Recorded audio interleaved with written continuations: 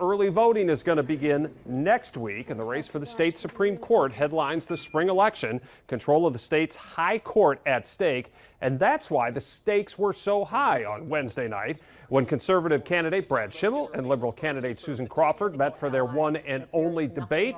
Let's break it down on UpFront Fridays.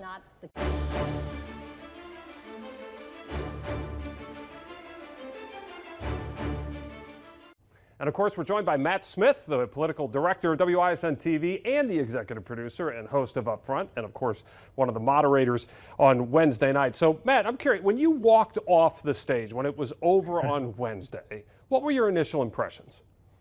Thank God this is over with. No, listen, there is a ton of preparation that goes into something like this. And listen, there is a ton of pressure on all fronts, right? The candidates feel it, the campaigns feel it, and we feel it as moderators and as a station hosting it as well. We went into this wanting to provide a fair forum for these two candidates to have a conversation, a dialogue, and I think we accomplished that. Initially, walking off, it was a blur. That hour just whips by.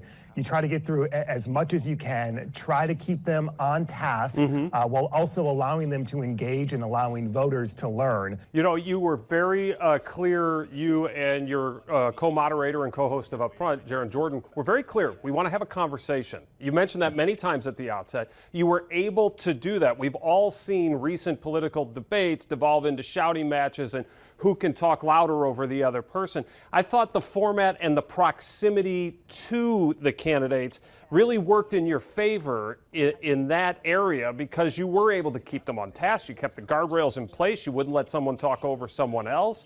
I'm curious, when the negotiations were taking part in how to put this together, was that at the forefront of your mind? Because it was very effective. Yeah, it was, and that was intentional. And to be honest, Chris, I think that's why both of these campaigns agreed to this debate and this format. You mentioned we were close.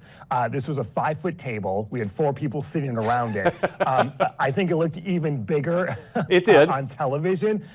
The candidates were incredibly close. And we went into this from the onset saying there are going to be no buzzers.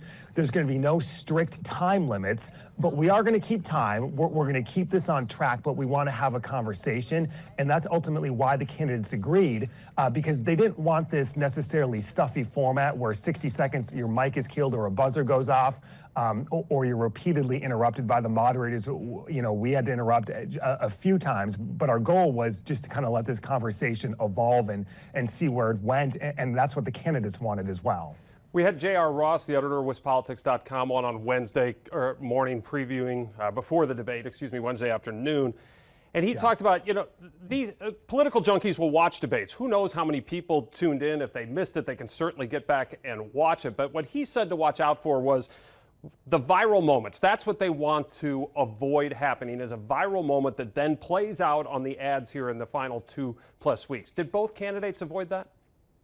To be determined, I guess. I've heard from both sides of, ooh, here's the potential viral for the other. We'll see if any of their responses end up in What were those, ads, Matt? Can you share? Yeah, I think one of them was when we asked Crawford about whether she regretted that sentence, and she specifically said no. In terms of a child sex offender, correct, who prosecutors had recommended 10 years, she had went given 4. To Brad Schimmel, he was asked, well, you know, give me a case where you made a tough decision that angered your supporters. He didn't really necessarily have an answer off the top of his head, or anything related to Elon Musk or Donald Trump. The other side is going to capitalize on immediately. Both of these candidates came into this debate prepared. I could tell that. Both camps told me that they were doing a ton of debate prep, and I think that showed off Wednesday night. Also, composure, that seemed to stand out to me. Neither one of them lost their composure. You mentioned the ads have been pretty nasty, but in close proximity. And I think, you know, if you're looking at judges, you want somebody who's composed and level-headed, right? Well, yeah, and you have to remember, this is a state Supreme Court race, not a political race, right? And I think one of the most remarkable things, Chris, is that in the front row, we had all 7 justices on the Wisconsin Supreme Court. Not only that, did you have them all sitting there, we had a ton of security inside the hall just because of that in and of itself, when you have literally the entire state Supreme Court in one room, which never happens really outside of the Capitol. But then after the debate, they essentially separated into their tribes, right? And they went before their microphones, either endorsing Susan Crawford or Brad Schimmel. So like any sense that these are nonpartisan races has almost even been evaporated by the court itself. Retiring Justice Ann Walsh Bradley told us afterwards, listen, this isn't Alice in Wonderland anymore. We have to play by what is being set. We may not like it, but this is the reality we live in. All right, and the reality of this race is going to come down to turnout, Matt, right? Yeah. We all know that. The spring election in 2023 set a record for turnout in Wisconsin. I think it was 1.7 million, the most ever in a spring election in a non-presidential year. How is the messaging now all about turnout, or will they start tweaking their messaging based on what happened the other night? I think a little bit of both. I think they'll try to capitalize on what each other said. But yeah, to the turnout question, 110%. Bill McCoshen, who you're going to see on Sunday, Republican strategist close to Trump world, said do not be surprised if you see J.D. Vance or even President Trump himself in the state in the next 2 weeks campaigning. That would be huge for the campaign. They know that in these spring elections, Democrats have been performing better recently.